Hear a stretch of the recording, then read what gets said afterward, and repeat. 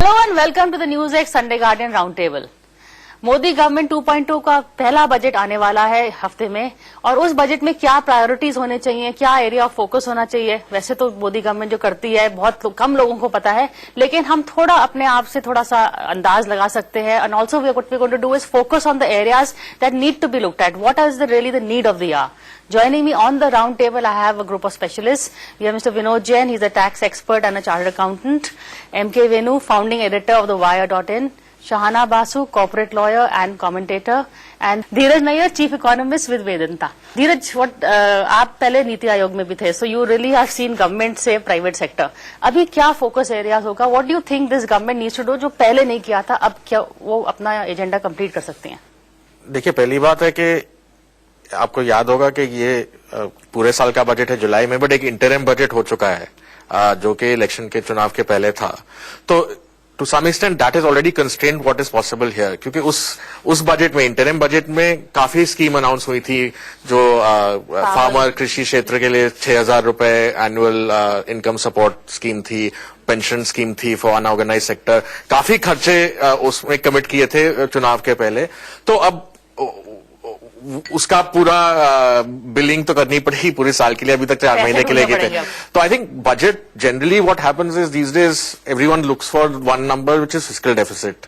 कितना होगा? 3% का टारगेट था, अभी तो नहीं लग रहा 3% का पहले टारगेट था, 3.4% of GDP fiscal deficit target है। लेकिन मेरे हिसाब से सबसे जरूरी विषय अभी ग्रोथ का है। क्योंकि हमने देखा है आंकड़ों से 6% के नीचे था पिछले क्वार्टर में। तो ग्रोथ को बूस्ट करना सबसे बड़ी प्रायोरिटी है, और इसलिए मेरे हिसाब से फिस्कल डेफिसिट पे ज्यादा जोर ना दिया जाए। 3.4 की जगह अगर 3.7, 3.8 हो गया, उससे कुछ फर्क नहीं पड़ता। अभी प्राइवेट इन्वेस्टमेंट का जो साइकिल है वो रिवाइव नहीं हुआ है पिछले 2-3 सालों में। तो अभी सरकार का जो खर्चा है वो इकोनॉमी को बूस्ट देती है। अगर उसको आप काटेंगे इस समय और फिस्कल डेफिसिट को नीचे करेंगे तो आपकी ग्रोथ साइकिल जो है वो टेक ऑफ नहीं करेगी। तो I think right now priority should be on growth. Spending is already been announced, उसका कुछ कर नहीं सकते आप। उसको आपको इलेक्शन के बाद, चुनाव के बाद आप ये नहीं कह सकते कि मैं सोचते हैं कुछ नहीं कर सकते, but Modi government in very populist mood. मेरे को लगता है स्पेंडिंग तो अनाउंस कर दी, और क्या करेंगे। बट मैं रिस्क बताता हूँ। बजट में आप पूछते हैं क्या करना चाहिए, लेकिन एक और पहलू है इसका, क्या नहीं करना चाहिए। टेम्पटेशन होगा टैक्स बढ़ाने का, क्योंकि आपके फिस्कल डेफिसिट स्ट्रेस्ड है और आपकी स्पेंडिंग कमिटमेंट्स बहुत हैं। लेकिन उससे आप क्या करेंगे कि इन्वेस्टमेंट को और डैम्पन कर देंगे। आपने ऑलरेडी बोला है कि कॉर्पोरेट टैक्स आप 25 तक लाने वाले थे, जेटली साहब ने अपने पहले बजट में कहा था, अभी तक नहीं हुआ है। तो वो करना है। और कई किस्म के सेस और टैक्सेस लगाए हुए हैं, उनको बढ़ाने की टेम्पटेशन हो सकती है, लेकिन वो ना करें। इस समय टैक्स कम ही रखें, क्योंकि आपको प्राइवेट इन्वेस्टमेंट की भी जरूरत है। खाली गवर्नमेंट खर्चे से इकोनॉमी 1-2 साल चल सकती है, बट 5 साल नहीं चलेगी। तो आपको प्राइवेट इन्वेस्टमेंट पे फोकस करना है। तो आप टैक्स जो क्षेत्र है उसमें ज्यादा छेड़खानी मत कीजिए। जो आपके टैक्स लिटिगेशन है, और विनोद जी ज्यादा जानेंगे, रेट्रोस्पेक्टिव टैक्स के केसेस चल रहे हैं, इन सबको अगर आप सॉल्व करें, एक प्राइवेट इन्वेस्टर के लिए आप माहौल बनाएं, अच्छा माहौल जहां टैक्स से हैरेसमेंट ना हो। तो ये आई थिंक बहुत ही की मुद्दा है इस बजट के लिए कि टैक्स में क्या होगा। अगर आपने प्राइवेट सेक्टर और ऑर्डिनरी सिटीजन्स पे और टैक्स बर्डन लगाया तो आई थिंक इकोनॉमिक साइकिल की रिकवरी और देर से होगी। तो ये बिल्कुल नहीं करना चाहिए। आप फिस्कल डेफिसिट को जाने दीजिए। ये मेरा विचार है। ग्रोथ पे फोकस कीजिए और अभी फिस्कल डेफिसिट की ज्यादा चिंता मत कीजिए। ये इनकी राय है। आप तो टैक्स एक्सपर्ट है, तो आप इससे आप सहमत है कि टैक्स ना बढ़ाया जाए? मेरे ख्याल से तो क्लियरली नजर आ रहा है कि टैक्स घटेगा। बिल्कुल घटेगा। साफ नजर आ रहा है। देखिए, हाँ बिल्कुल, देखिए साफ नजर आ रहा है कि पहले सरकार ने कहा 5 लाख तक आपको टैक्स नहीं लेंगे, पर जो वैसे 2.5 लाख से शुरू होगा। ये मेरे को साफ नजर आ रहा है इस बजट में गवर्नमेंट अनाउंस करने वाली है। ऐसा लग रहा है, साफ साफ लग रहा है, जैसी अनाउंसमेंट चल रही है कि 5 लाख रुपए सबके लिए बेसिक एग्जेम्पशन हो जाएगा। और मुझे एक और लगता है कि 5 लाख से 7.5 लाख तक ये 20% वाला स्लैब नहीं चलेगा। दिस स्लैब विल ऑल्सो, अभी 5 के बाद 20% है, 5 लाख तक सिर्फ 5% है। तो मुझे ऐसा लगता है 5 लाख से 7.5 लाख तक के 8 लाख तक 10% स्लैब होगा, और मे बी 17.5 या 20% स्लैब फिर 10 लाख तक होगा। और जो हायर स्लैब 30% वाला है, उसमें मैं कम से कम 5% रिडक्शन की उम्मीद कर रहा हूं, जिस हिसाब से सरकार ने अपने संकल्प पत्र में, जो बीजेपी है उसने संकल्प पत्र लिखा है, और जो ओपनिंग अनाउंसमेंट है, मैंने देखा स्पीकर जो उस समय जो ओपनिंग अनाउंसमेंट हुआ जब पार्लियामेंट शुरू हुआ, तो जो धन्यवाद इंटरेस्ट में कुछ रिबेट भी दिया था ना 5 लाख तक का। 5 लाख तक का ये रिबेट दिया विनू जी की, वो 5 लाख तक किसी को टैक्स नहीं, पर 5,10,000 होते ही 2.5 लाख से वो पूरा 2,60,000 पर टैक्स है। एक दो और मुद्दे जो बड़े इंपॉर्टेंट मेरे को सामने नजर आ रहे हैं, जो आपने भाई साहब ने बिल्कुल सही कहा कि investment is a major issue. Right. अब जो इन्वेस्टमेंट का जहां तक सवाल है उसको देखें अगर, तो इन्वेस्टमेंट में इन्वेस्टमेंट अलाउंस एक होता है कि आप इन्वेस्टमेंट को इंसेंटिवाइज करें। तो हालांकि सरकार शुरू से नॉन इंसेंटिवाइजेशन के उस पर चल रही है, लेकिन क्योंकि इन्वेस्टमेंट एक इतना बड़ा मुद्दा हो गया तो सरकार के पास मेरे को लगता है कोई ऑप्शन नहीं है, बट एक भारी और एक काफी स्ट्रांग इन्वेस्टमेंट अलाउंस आने का मेरे को डायरेक्ट नजर आ रहा है कि आएगा ही आएगा। अभी नहीं आएगा किसी वजह से निर्मला जी इस बार नहीं कर पाई, तो और 6 महीने बाद जो नया बजट आएगा उसमें साल भर बाद उसमें डेफिनेटली करेंगी। मेरे को लगता है इसी बजट में उनको दे can not wait for 10 months for investment boost. एक और मुद्दा एम्प्लॉयमेंट का, देखिए पूरे इलेक्शन में एम्प्लॉयमेंट की बात शुरू हुई, हालांकि कांग्रेस पार्टी उसको ठीक से प्रेजेंट नहीं कर पाई क्या एम्प्लॉयमेंट, क्योंकि अनएम्प्लॉयमेंट बहुत ज्यादा हमें तो नजर नहीं आया कम से कम। लेकिन anyway employment definitely is very important because lot of people are joining as work force in future.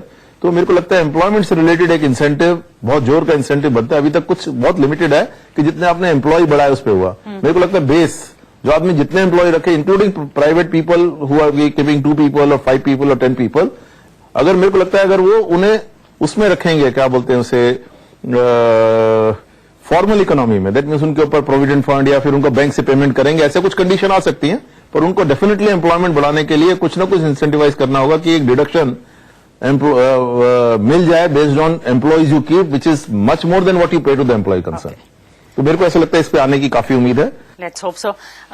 Venu, political point, इन्होंने कहा था कि निर्मला जी के पास स्कोप है, बट स्कोप तो निर्मला जी नहीं बनाएंगी ना, बजट तो पीएमओ ही बनाते हैं। Let's not be this thing under false illusion on that.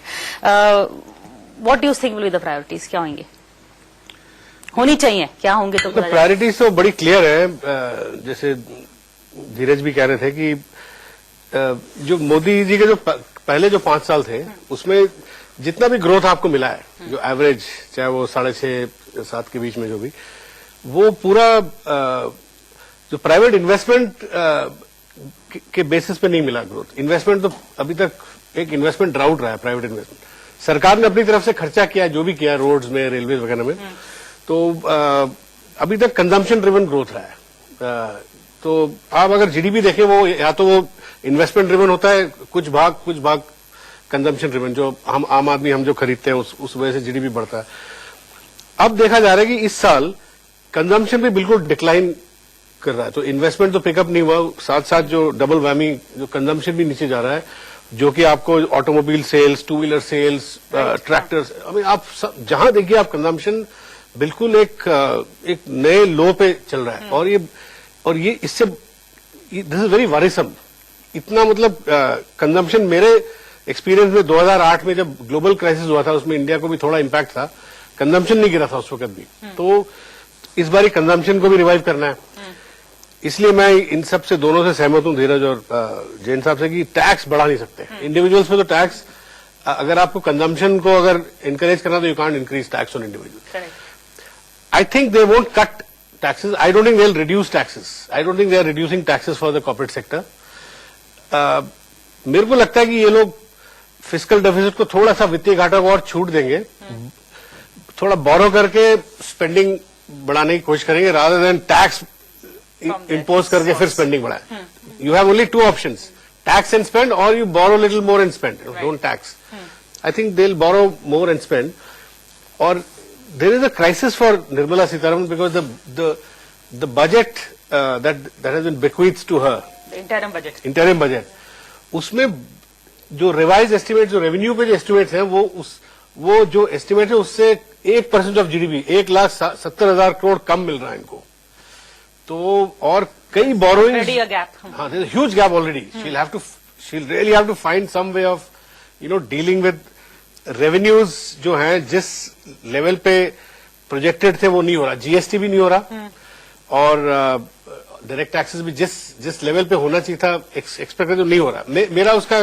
मेरा एक थ्योरी है कि क्योंकि जीडीपी उतना ग्रो नहीं कर रहा। मैं मानता हूं कि मैं अरविंद सुब्रमण्यम से सहमत नहीं हूं कि जीडीपी 4.5% है, पर मैं ये भी मानता हूं कि जीडीपी जितना हम सोच रहे हैं उतना नहीं है, इसलिए आपको और जो आंकड़े जीडीपी से जुड़े हुए हैं वो उतने बढ़ते हुए नहीं दिख रहे। ये बहुत बड़ा क्राइसिस है उनके लिए। और दूसरा क्राइसिस जो विरल आचार्य ने भी आरबीआई जो पिछली मीटिंग में रिजाइन करने से पहले उन्होंने अपने नोट में लिखा है, जो एक रिसर्च नोट भी उसमें है, कि सरकार उन्होंने कहा है कि कई बोरोइंग जो सरकार ने अपने खाते पे नहीं किया और पब्लिक सेक्टर ऑर्गेनाइजेशंस के खाते में किया है। फूड कॉर्पोरेशन के, एनएचएआई से बोरो करवाया है, एनटीपीसी, ओएनजीसी से। और अब एक नया सिस्टम शुरू हो गया कि बोरो आप करिए और हम आपका इंटरेस्ट पे करेंगे। तो ये एक कुछ नए तरीके निकाल रहे हैं ये वित्तीय घाटा को कम दिखाने का, मगर एक्चुअली वित्तीय घाटा ज्यादा है। As a professional, you are here also as a professional, what are you hoping for?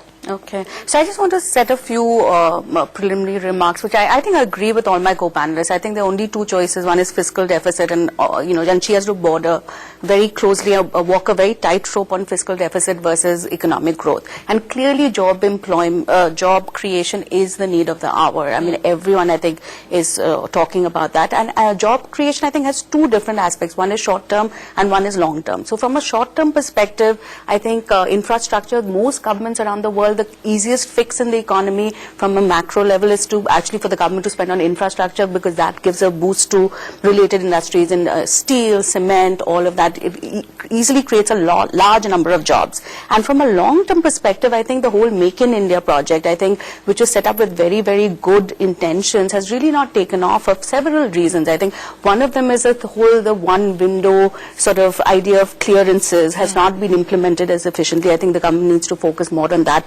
Number two, because of the land reforms, I think companies have found it land acquisition and labor reforms, I think, are very, very necessary. So land acquisition, which is part of the Land Acquisition Act of 2013, I think there needs to be a much more RERA kind of implementation, which is that the central government sets a model policy or a model law that is then implemented at the state level.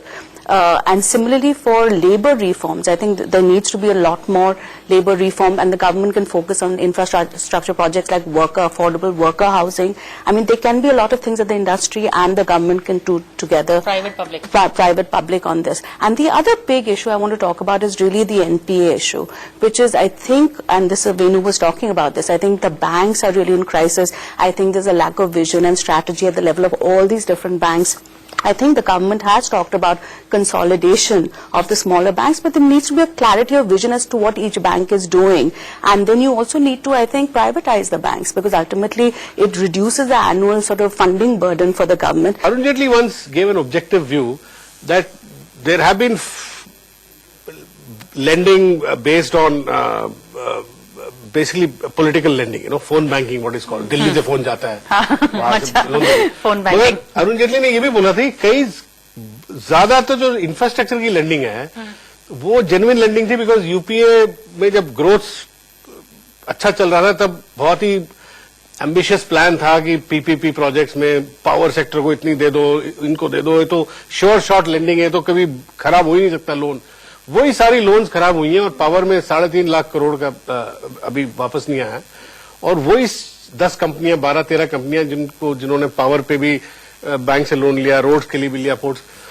अच्छा, ये जो problem है अभी तक politicise हो गया इतना कि बीजेपी इलेक्शन तक कहती रहेगी ये उनकी रिस्पॉन्सिबिलिटी, और उसका जो रेजोल्यूशन नहीं हो पा रहा था। आईबीसी से भी ज्यादा हुआ नहीं, क्योंकि पावर सेक्टर की सारी कंपनियों को आईबीसी से बाहर रखा हुआ है, वो आईबीसी से जा नहीं रही है, जो बैंक्रप्सी कोर्ट।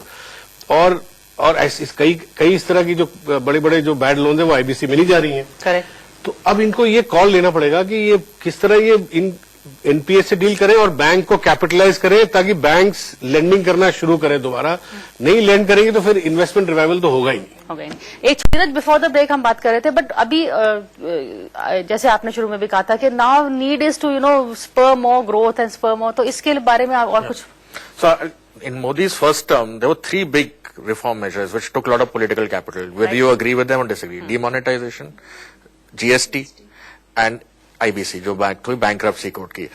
ये 3 बड़े स्टेप्स लिए। तो जो लोग कहते हैं कि रिफॉर्म नहीं हुआ, वो गलत कहते हैं। हुआ, आप शायद अग्री करें या डिसएग्री करें इम्प्लीमेंटेशन में, that's not the point. But अब मोदी 2 मोदी 2 की बात हो रही है, तो इसमें कौन से 3 और 4 बड़े मेजर होने? I am not saying that they will all be taken in the budget, even these measures were not all announced in one budget, ऐसे कभी होता नहीं है. We also tend to over emphasise GST तो budget के बाद सब कुछ बजट में होगा. बट एक चीज प्रधानमंत्री 2014 से कह रहे हैं, इनफैक्ट उससे पहले भी कह रहे हैं that business, government has no business to be in business. पहले भी कहा है, शाहना ने इसको मेंशन किया था. आई थिंक जैन साहब विल डिसएग्री, बट ये बहुत ही अच्छा मौका है to get out of the business of doing business. I'm not saying you will get out of every business, but there are plenty of businesses which are loss making, which have no prospect of profit, which cannot compete. It is time the government gets out of them, क्योंकि हम बोलते हैं ना family silver को नहीं बेचना चाहिए, but वो सिल्वर पूरा गायब हो जाएगा, मतलब हमारे there will be nothing left to sell later. And there's I'll tell you what the reservation is about privatization, कि आप किसी इंडस्ट्रियलिस्ट को आपकी सरकारी कंपनी बेच रहे हो या बैंक बेच रहे हो, वैसा मत करिए. आप गवर्नमेंट की जो इक्विटी है 50 से नीचे लाके 49 कर दीजिए. इंडिपेंडेंट बोर्ड बैठेगा, मेजॉरिटी शेयर होल्डर्स प्राइवेट होंगे, जैसे कि आईसीआईसीआई में एक जमाने में हुआ था. मारुति का भी डिसइन्वेस्टमेंट हुआ था एक जमाने में, सरकार मेजॉरिटी ओनर थी. हुआ है कंपनीज में और बहुत सक्सेसफुल रही है कंपनीज में. ऐसा कुछ नहीं हुआ है कि एम्प्लॉयमेंट कम हुआ है, बढ़ा ही है एम्प्लॉयमेंट भी. तो आई थिंक एक नया मॉडल देखिए आप, कि एक आदमी को ना बेचिए. तो अगर आपको एक बैंक एक आदमी को नहीं बेचना है, मत बेचिए. आप प्रोफेशनल मैनेजमेंट लाइए, इंडिपेंडेंट बोर्ड लाइए और बढ़िया से चलाइए. That is the fundamental structural reform which is needed in Modi 2.0. सो अगर इस बजट में कुछ शुरुआत हो, और उससे पैसा भी आएगा, जो हम चिंता कर रहे हैं कि पैसा नहीं है, बोरोइंग से आएगा, इससे पैसा भी आएगा. अभी कईयों की तो हालत ऐसी है, एयर इंडिया जैसे, उसमें पैसा ज्यादा आएगा नहीं, बट कई ऐसे हैं जिसमें पैसा आएगा भी. कई कंपनीज हैं जो स्टॉक मार्केट में लिस्टेड हैं, प्राइसेस अच्छे हैं. अगर आप अभी डाइवेस्ट करें, stock market is at record levels, you can get good revenue, you will get efficiency. And I think this has to be one of, and prime minister said it again and again, business, government should not be in the business of doing business. So what is the problem? Railways में भी बहुत opportunity है, और इस सबसे job भी create होगा. Job, see at the end is no point saying government should create jobs. That's the wrong thing to say. You need the investment will create jobs, ना? Private sector will create job. Government कितनी job create करेगी? तो कमी होते जा रहा है. So the problem thing is investment लाइए, उससे job create होगा. नहीं jobs की बात करते रहेंगे, ऑटोमेटिकली जॉब तो नहीं क्रिएट, ना मोदी जी क्रिएट कर सकते हैं खुद. तो इन्वेस्टमेंट लाइए, एक्सपोर्ट्स लाइए, ये सब करिए, तब जॉब आएंगे. तो I think priorities are very straight. Investment, exports, disinvestment, आप ये करिए, and you will see a very strong revival and growth.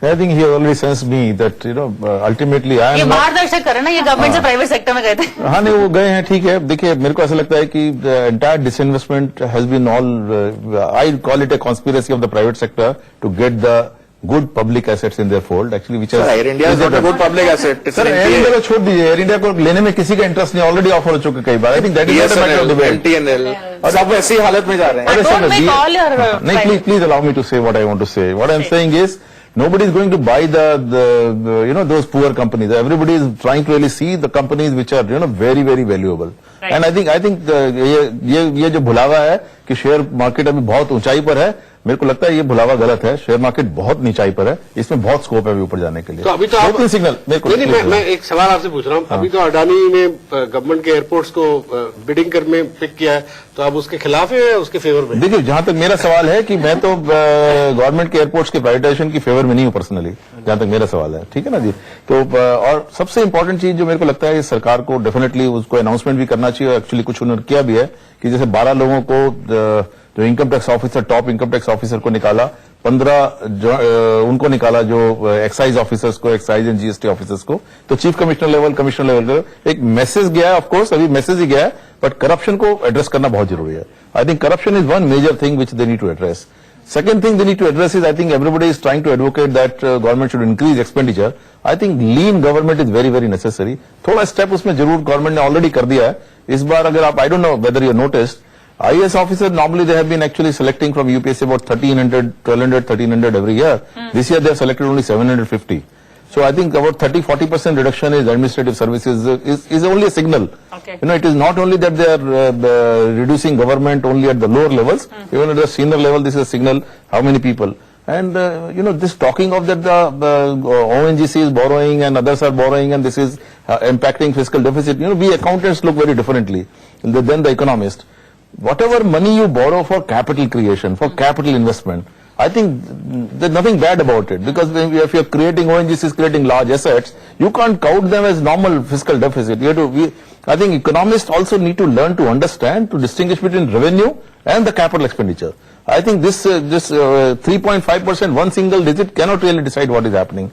If they reduce revenue expenditure, capital expenditure कितना भी बढ़ाएंगे, तो वो इन्वेस्टमेंट आगे जॉब भी लाएगी, ग्रोथ भी लाएगी, इंफ्रास्ट्रक्चर भी लाएगी, और ये जो डराना है सरकार को आपका फिस्कल डेफिसिट बढ़ जाएगा, उससे ये हाहाकार मच जाएगा, ऐसा कुछ मेरे ख्याल से नहीं है. Provided the revenue expenditure wasteful expenditure नहीं हो, एक्सपेंडिचर से ऐसे हो जो इन्वेस्टमेंट बढ़े और जॉब आगे बढ़े, उसमें डेफिनेटली. यहाँ पे एक ना मैं विनोद जैन साहब से एक बात कहना चाहता हूँ. अगर आप आंकड़े देखें, you see the budget numbers, capital expenditure in real term has been hardly been growing. It's only the revenue expenditure is growing. And आप ठीक है, मैं I respect your sentiment that public sector should be nurtured. How do you justify ONGC, one oil company buying 51% stake in another oil company, and the government taking 35,000 crore out and then paying salaries with that? But after all, those are reserves with one company. Why should you take a public sector company's reserves and pay salaries with it? एक चीज, these are not good practices. मैं बहुत जल्दी कह दूं कि ये बोल रहे हैं कि nobody will buy Air India BSNL.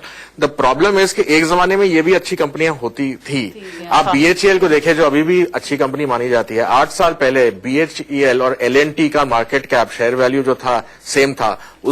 इस 8 साल में L&T का 4 गुना बढ़ा है और BHEL का 3 गुना घटा. तो 10 साल में जो अभी हम अच्छी बोल रहे हैं, ये BHEL, ये भी सब एयर इंडिया के हाल में होगी. तो when you have the chance, you should capitalize. But actually, market cap is not the barometer of public sector success. You know, like I work for a large public sector corporation myself. I am part of the board.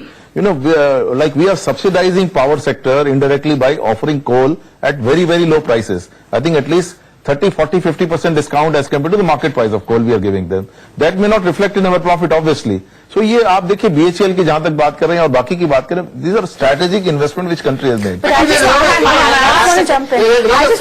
just want to jump into what he said. I think it's also not to forget the farmers. I think the other big thing which Modi did promise, and he has, and there should be cash transfers to the farmers. And I think I personally feel that, you know, we always make a big deal when it's to the farmers, but at the same time, when you have Nirav Modi frauds of millions of dollars happening, and the taxpayers are left holding the bag, no one really cares, right? While you have farmers like dying for 40,000 in debt and you know, doing suicide. So.